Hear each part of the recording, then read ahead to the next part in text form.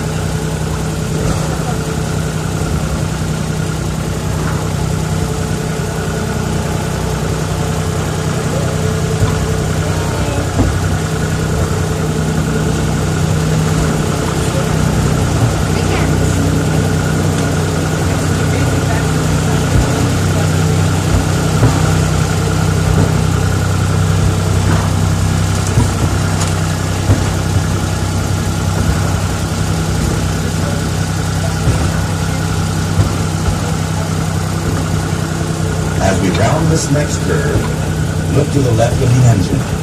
Notice the pile of rocks painted white with a white marker on top. This marks the spot where silver traces from the Silver King mine were first discovered in early April of 1881.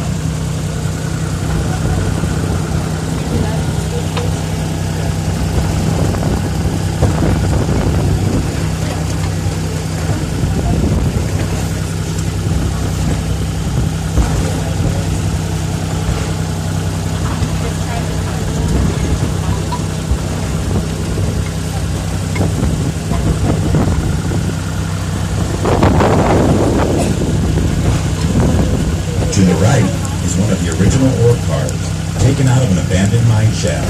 The miners would push these out of the mines and stockpile their ore until they had a trainload full. Then it was shipped to a processing mill on a train similar to the one you're riding on now.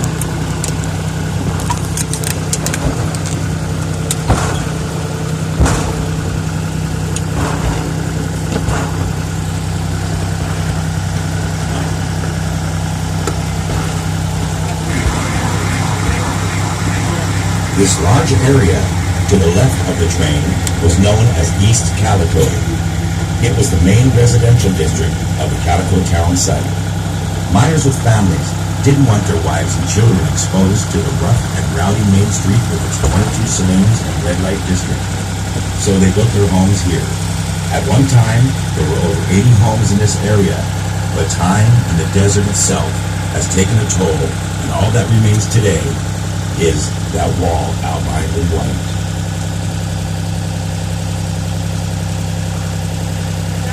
As we pause here, take a look at the top of King Mountain, where your engineer is now pointing.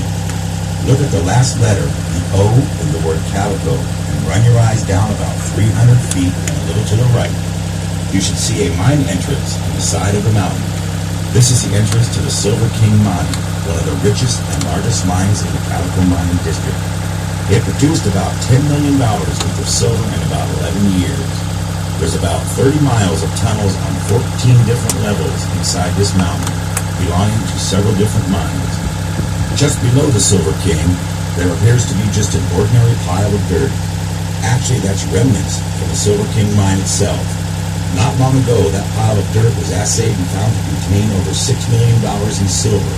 But before you jump out of the train and climb the hill to fill your pockets, I should point out that the cost of processing that silver would be well over $10 million. So if you do your math right, that would put you $4 million in the hole. Well, back to playing the lottery.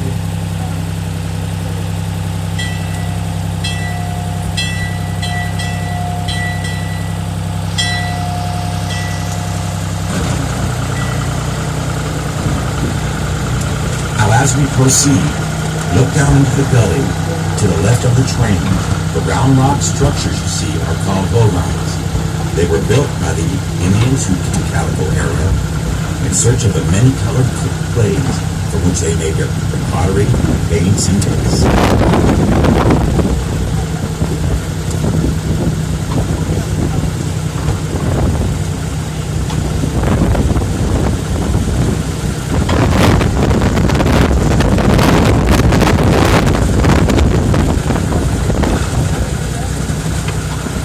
left of the engine is one of the original ore crushers. The miners would hitch a mule to that spot and ride that steel ball round and around to crush the ore before it was taken to the processing mill to nearby gangs.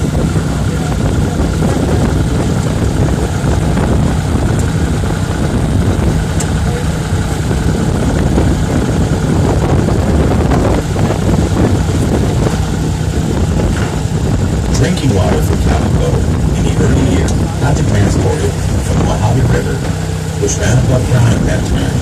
It sold for about 5 to 20 cents a gallon.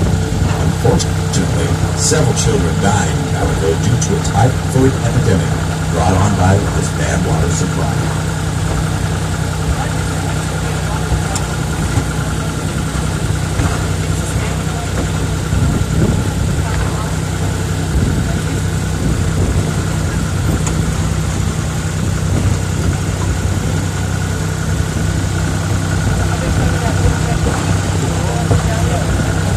Direct your attention over to Main Street. Note Lane's General Merchandise. That was one of the original buildings built in 1884. Originally, there were over 300 buildings here in Calico. Twice downtown Calico burned to the ground, and twice rebuilt because of the rich silver and mineral wealth to be found here. Now, as we pull into a train depot, look down into the gully to the left of the train. The ruins you see are the ruins of Calico's Chinatown business district. Over 40 Chinese lived and worked in Calico during the period. Well, folks, we hope you enjoyed your trip to Calico Odessa Railroad. When leaving the train,